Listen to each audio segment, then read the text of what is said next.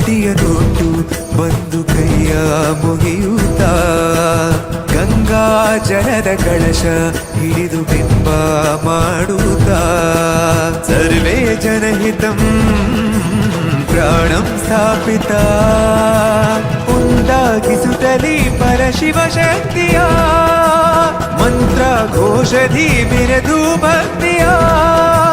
ದೇಹ ಶುದ್ಧಿರಣೆ